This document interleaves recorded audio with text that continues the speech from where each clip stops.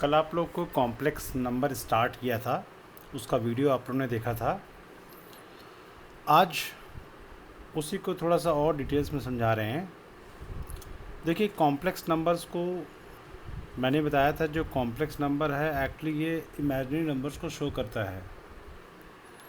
यहाँ पर imaginary numbers के बारे में कल बताया था कि i इज़ इक्वल टू √-1, यानी कि जैसे अगर अभी तक हम लोग रूट में नेगेटिव नंबर्स था उसको छोड़ते थे, लेकिन अब हम लोग जो है √-1 को हम लोग क्या लिखेंगे, i, जिसके कारण √-25 लास्ट ईयर तक तो इसको हम लोग बोलते हैं कि this is imaginary numbers, so no real roots is possible. इस साल भी वही है, लेकिन इस लास्ट ईयर क्या करते थे, उसको छोड़ देते थे हम लोग, लेकिन इस बार उसके वैल्यू को आगे भी कैलकुलेट करेंगे। √-25 होगा हमारा 5i। ठीक है। अब देखो, इसी तरह i अगर √-1 है तो i स्क्वायर क्या होगा आपका, -1 होगा। i क्यूब क्या होगा, i स्क्वायर इंटू आई कर दो उसको, तो i स्क्वायर -1 है तो -1 into I -i। i power 4 अगर कहेंगे तो i square into I square, I square की वैल्यू -1 तो -1 इंटू -1 +1। ये 4 वैल्यू है जिसको आप लोग बड़े अच्छे से याद कर लेंगे। अब एक नई वैल्यू है i पावर -1। देखो, i पावर -1 इसको हम लोग कह सकते हैं 1/i, लिख सकते हैं ना, 1/i। अब i क्या है, रूट में है। क्या है, रूट में है। तो रूट में है तो इसको क्या करेंगे हम लोग, रेशनलाइज करेंगे। क्या करेंगे, रेशनलाइज करेंगे। रेशनलाइज जब करेंगे तो ये आएगा i/i स्क्वायर। ठीक है। रेशनलाइज हम लोग किससे करेंगे, i से। i का मतलब क्या होता है, रूट होता है।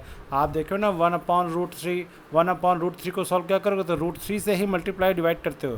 तो यहाँ क्या था, 1/√-1, और रूट को हटाने क्या किया, √-1 से ही मल्टीप्लाई और डिवाइड किया, मतलब क्या, i और i से मल्टीप्लाई डिवाइड हुआ। तो यहाँ पर ऊपर में i इंटू 1 हो गया i, और नीचे i इंटू आई हो गया i स्क्वायर। i स्क्वायर की वैल्यू होती है -1, तो इसकी वैल्यू क्या हो गई, -i। ठीक है, -i। तो आपको फॉर्मूला मिल गया i power -1 is equal to -i। अब देखो, i पावर m होता है i पावर 4p + q। क्या होता है, i पावर m को हम लिख सकते हैं, m क्या है, जहाँ पर अगर कोई पावर 4 से ज़्यादा हो तो उसको हम लोग क्या करते हैं, 4 से डिवाइड करते हैं। क्या करते हैं, 4 से डिवाइड करते हैं। तो हम लोग का फॉर्मूला है ना, आपने जानते हो ना कि dividend is equal to divisor into quotient plus remainder. Dividend is equal to divisor into quotient plus remainder. तो यहाँ पर डिविडेंड हमारा m है, डिवाइज़र हमारा 4 है, जो आएगा वो क्वोशंट है p, और रिमाइंडर है क्या, q। ये याद रखिएगा। ठीक। अब देखो, इसको मैं क्या लिखता हूँ, ऐसे लिखता हूँ, i power 4 whole power p dot i power q। लिखा सकता है ना। ठीक। तो i पावर 4 की वैल्यू क्या होती है, 1, तो 1 पावर p कितना होगा, 1, यानी सिंपल सा आंसर आएगा i पावर q। यानी अगर हम डिविडेंड को सॉल्व करें तो इसका रिजल्ट इसके क्वोशंट के बराबर होता है। डिविडेंड को सॉल्व करें तो रिजल्ट क्वोशंट के बराबर होता है। देखा आपने कि i पावर m किसके बराबर है, i पावर q के बराबर है। बात समझ आ रही है आप लोग को। ठीक। अब देखो, इसका एग्जाम्पल मैंने लिया, जैसे i पावर 39 है, तो 39 है, इसको अगर हम 4 से डिवाइड करें तो 4 9 जा 36, 36 + 3 39। रिमाइंडर हमारा क्या आ रहा है, 3 आ रहा है।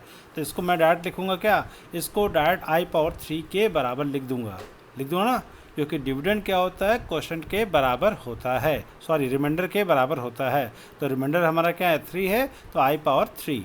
अब i पावर 3 की वैल्यू क्या होती है, -i। आपका आंसर हो गया i power 39 is equal to -i। Simple में सॉल्व हो गया। इसी को हम एक ऐसे और सॉल्व करते हैं, जो बगल में मैंने सॉल्व किया है। इसको लिख सकते हैं 4 10 जा 40 -1, 40 -1 39 होता है कि नहीं होता है।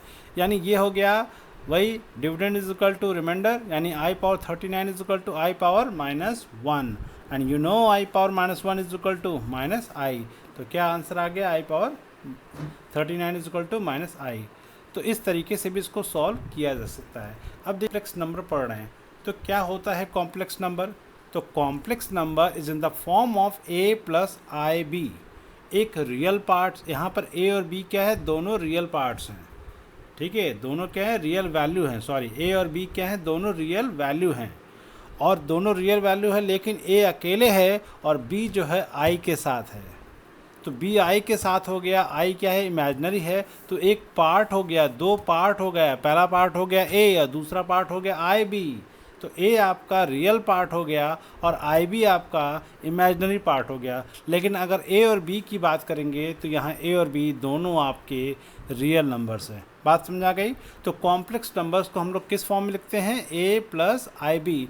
यहाँ पर नंबर्स के दो पार्ट हैं, एक रियल पार्ट है और एक इमेजनरी पार्ट है। ठीक है, तो देखो यहाँ पर यहाँ पर जो है it is denoted by Z. Example दिया मैंने 3 + 5i - 2 + 3i 7 - 2/3i। ये सब एग्जाम्पल सभी किसी फॉर्म में है, ए प्लस आई बी के फॉर्म में है। यही इसका स्टैंडर्ड फॉर्म भी है। याद रखिएगा कि कॉम्प्लेक्स नंबर्स का जो है स्टैंडर्ड फॉर्म, इसको हम लोग जेड से डिनोट करते हैं, कॉम्प्लेक्स नंबर को जेड से डिनोट करते हैं। तो इसका स्टैंडर्ड फॉर्म होगा z = a + ib। इसमें जो रियल पार्ट है वो क्या है, a है, और इमेजनरी पार्ट क्या होगा, वो चूँकि i के साथ है, क्या है, b है, तो ये इमेजनरी पार्ट है। ठीक है, तो ये इमेजनरी पार्ट है। हालांकि यहाँ a और b क्या है, दोनों रियल नंबर्स हैं, लेकिन अगर पार्ट की बात की जाएगी तो a रियल पार्ट है और b इमेजनरी पार्ट है। बात समझ आ गई? अब इसमें देखो, अगर यहाँ पर मान लीजिए a आपका यहाँ पर नॉन ज़ीरो है और b ज़ीरो है। बात समझिएगा मेरी बात कि z = a + ib में अगर आपका a नॉन ज़ीरो है और b क्या है, ज़ीरो है, तो आपका z = क्या आएगा, b ज़ीरो हो गया। तो जाहिर है कि z = क्या आएगा, a आएगा। क्या आएगा, a आएगा। मतलब क्या, इसमें आपको इमेजिनरी नंबर नहीं है। नहीं है मतलब क्या, दिस इज़ रियल नंबर्स या प्योरली रियल नंबर्स।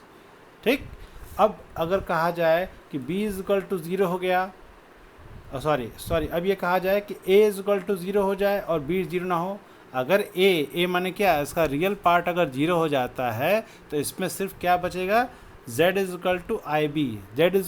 ib, यानी सिर्फ इमेजिनरी पार्ट ही आएगा ना। तो इसको बोलते हैं this is purely imaginary numbers. क्या बोलते हैं, this is purely imaginary numbers. तो ये कंडीशंस हो गए दो आपकी। फॉर प्योरली रियल या सिर्फ simply real numbers, imaginary part will be 0, okay, and for purely imaginary its real part will be 0। Clear हो गया आप लोग को? यस। अब देखिए, equality of two complex number. दो कॉम्प्लेक्स नंबर्स हैं और आपस में क्या है, इक्वल हैं। तो मैंने यहाँ पर पहला कॉम्प्लेक्स नंबर सपोज किया है a + ib और दूसरा कॉम्प्लेक्स नंबर सपोज किया है c + id। अब ये दोनों कॉम्प्लेक्स नंबर अगर बराबर हैं, अगर दो कॉम्प्लेक्स नंबर बराबर हैं, इट मीन्स उसके रियल पार्ट्स और उसके करस्पॉन्डिंग इमेजिनरी पार्ट्स वो भी आपस में इक्वल होंगे। That is a = c and b = d होगा।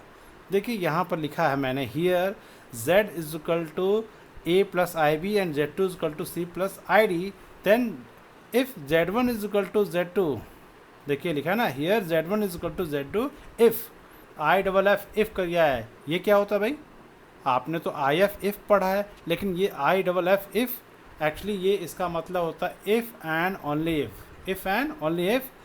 तो ये शॉर्ट फॉर्म में लिखने का तरीका IFF, इसका मतलब हो गया if and only if. a = c, यानी पहला दोनों कॉम्प्लेक्स नंबर्स के रियल नंबर सेम हो, रियल पार्ट सेम हो, और b = d, यानी इमेजिनरी पार्ट भी सेम हो। अगर दोनों कॉम्प्लेक्स नंबर्स के रियल पार्ट और इमेजिनरी पार्ट सेम हैं तो दे आर इक्वल।